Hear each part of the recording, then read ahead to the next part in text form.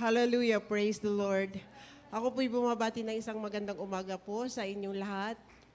Glory to God. Mga minamahal, bago po ang lahat, ako po'y bumabati rin po sa ating ginagalang mahal na pastor, bagamat nasa piling na po siya ng ating pinakamamahal na Panginoong Yesus, sa ating ginagalang mahal na assistant pastor, nasa piling na rin po siya ng ating ginagalang, sa ating mahal na Panginoong Yesus. Mga minamahal, nagpapasalamat po ako sa mahal na Panginoong Yesus sa araw na ito, isa po ako sa mga pinagpala. Mga minamahal, gusto ko pong sabihin sa inyo, paminsan-minsan po ako na nawala po dito dahil umuwi po ako ng Mindanao. Alam niyo mga minamahal, kung bakit po ako umuwi ng Mindanao, tunay na ito po'y kalooban ng mahal na Panginoong Yesus. Sapagkat mga minamahal, nung November 15, umuwi po ako. Dahil month of October, mga minamahal, na-confine po yung aking beloved brother. Siya po ay, mayroon po siyang kidney failure na napakataas po ng kanyang creatinine. Umabot na po siya ng 2,000. Mga minamahal, sobrang napakataas. Dumating sa punto na sinabi po ng doktor na siya po ay tinaningan na. Hanggang December na lamang daw po yung buhay niya. Subalit mga minamahal, habang nandito po ako sa Maynila, dumalo po ako sa dako ng Marikina.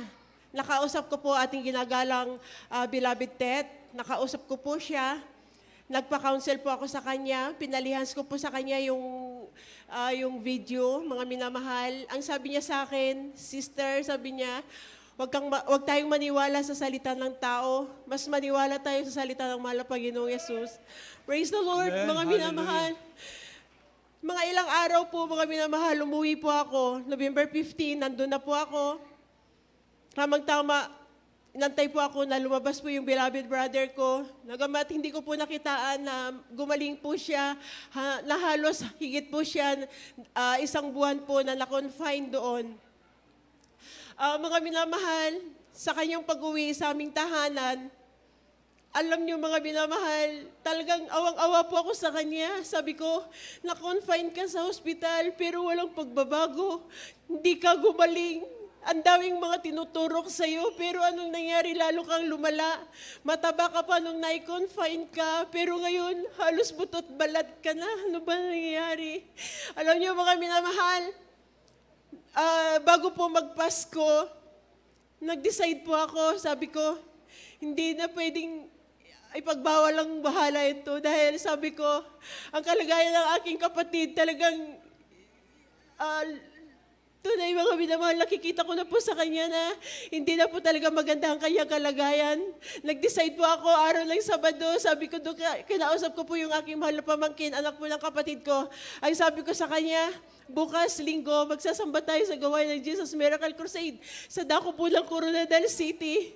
Mga minamahal, araw po ng Biyernes, o araw po ng Sabado kinabukasan, o linggo, amen. Kinausap ko po after ng gawain ang ating beloved preacher doon. Ang sabi ko sa kanila na kung maari, puntahan po ang aking beloved kapatid. Hindi po siya makapaglakad dahil dinadialysis na siya, mga minamahal. Hallelujah. Kapag ang tao pala dinadialysis, forever na po pala yun, mga minamahal. Dahil dinudugtungan na lang ang paglilinis ng kanyang dugo. Alam niyo mga minamahal, nakikita ko po sa kalagayan ng aking kapatid na nagda-dry na po yung skin niya. Lumalabas na po yung mga hindi dapat lumalabas po sa kanyang katawan, nangingitim na. Balot mga minamahal, nung nag-decide po ako, araw po ng linggo, sabi ko, pupunta ako sa gawain, ipabautismuhan ko ang aking mga mahal sa buhay, higit sa lahat ang aking kapatid na ito na may karamdaman. Alam niyo mga minamahal, nagdala po kami ng bathtub. Dinala po namin sa tahanan ng aking kapatid. From gawain po hanggang po doon sa aming tahanan, 20 minutes lamang po ang biyahe. Salamat sa mahal na Panginoong Yesus. Subalit mga minamahal, nalulungkot po ako nung nandun po kami sa tahanan nila. Ang sabi ng aking kapatid, ang sabi niya, hindi daw po siya magpabautismo. Balit sabi ko, naalala ko po yung sinabi ni Beloved Ted. Sabi niya, dalhin mo sa gawain, pabautismuhan mo. Yung 2 months na taning ng doktor, gagaling siya sa pangalan ng mahal na Panginoong Hesus. Hallelujah. Mga minamahal, dahil nung time na yun, na nandun po yung mga beloved preacher, nagpatila po sila ng ulan. Ang sabi sa akin nung beloved preacher, sabi niya, sis, wala tayong magagawa. Ang kalooban ng mahal na Panginoon ay siyang masusunod. Sabi ko naman, amen. Alam niyo mga minamahal, sabi ng beloved preacher sa akin, sis, sabi niya, paintindi ko lang sa beloved brother mo kung paano po ang bautismo sa tubig sa mahal na Panginoong Hesus sa ating gawain sa Jesus Miracle Crusade. Alam niyo mga minamahal, yung 2 stanza pa lang ng Bible na binabasa ng beloved preacher na yun, umiyak na po yung aking beloved kapatid. Amen. Hallelujah. Inipo na po siya ng ating pinakamamahal na Hallelujah. Praise the Panginoong Lord. Hesus. Glory to God. Alam niyo mga minamahal, tiningnan niya ako. Sabi ko, ano bang ibig sabihin ang tingin mo sa akin? Magpabautismo ka na ba? Umiling po siya. Sabi niya, oo.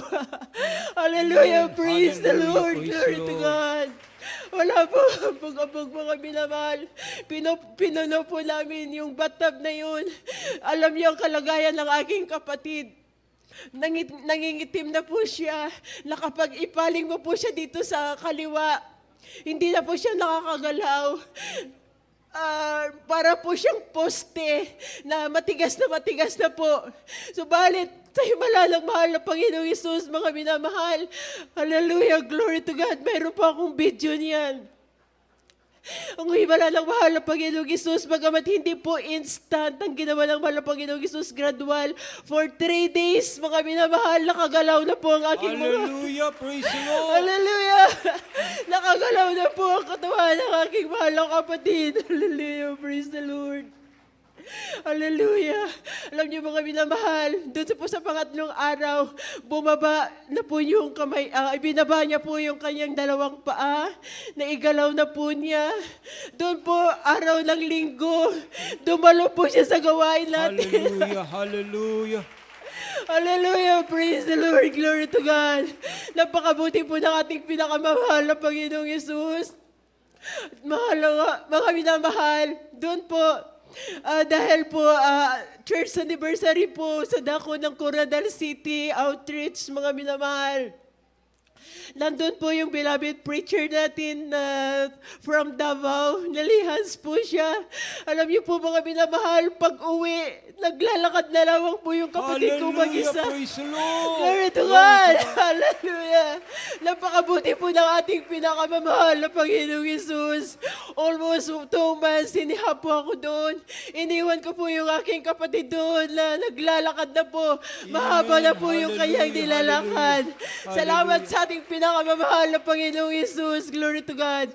Yung time din po na yun, mga minamahal, hindi lang po yung kapatid ko na may karamdaman ng bautismuhan. 4 pa pong kaluluwa, bali 5 pa po ang kaluluwa. Ang nabautismuhan sa tubig sa pangalan ng ating pinakamamahal na Panginoong Hesus. Alam niyo mga minamahal kung bakit minsan lagi po ako dito na papasting, dalangin ko lagi pa sa mahal na Panginoong Hesus. Mahal na Panginoong Hesus, kung nakikita niyo po ako lang mag-isa dito na naglilingkod sa mahal na Panginoon. Mga minamahal, nagpapasalamat ako sa mahal na Panginoong Hesus. Ginamit po ang karamdaman ng aking kapatid. Ngayon po, sama-sama na po sila naglilingkod sa ating pinakamamahal na Panginoong Hesus sa dako ng Coronadal City. Purihin ang ating pinakamamahal na Panginoong Hesus. At lagi ko pong pinapasalamatan sa ating pinakamamahal na Panginoong Hesus. Every time na ako po'y nagpapatutuo, pinapasalamatan ko po ang aking buhay. Dahil nung ako po'y grade 5 pa lamang, ako po'y na-disgrasya, tumilapon po ako sa kanal dahil kung hindi po yung motorsiklo na yon na single ang dumiretso po sa katawan ko dito sa likod, sigurado pisa po ako doon sa yellow bus na yon. Nagpapasalamat ako sa mahal na Panginoong Yesus dahil hindi po niya kinuha ang buhay ko. Maraming salamat sa iyo, mahal na Hallelujah, Panginoong Yesus, sa hallelujah. buhay na pinagkaloob niyo po sa akin na hanggang sa kasalukuyan dahil alam ko may purpose ka pa. Dahil alam ko ang ibig sabihin, patuloy akong maglilingkod sa iyo, mahal na Panginoong Yesus. Amen. Glory Praise to the God. Purihin ang mahal na Panginoong Yesus. Kaya ang lahat ng kapurihan, pasasalamat, kalwalhatian, tanging sa iyo lamang, mahal na Panginoong Yesus po lamang. Amen. Amen. Praise the Lord. Plakpakan po natin nating mahal na Panginoon. Praise the Lord. Purihin po ang ating dakilang Diyos sa mga kamangang gawa na yan. Praise the Lord. God bless you po, beloved Sister Jocelyn Matildo, mga minamahal. Sa pinagpalang patutuo na yan, tunay na mga minamahal. Ang paglilingkod sa ating pinakamamahal na Panginoon ay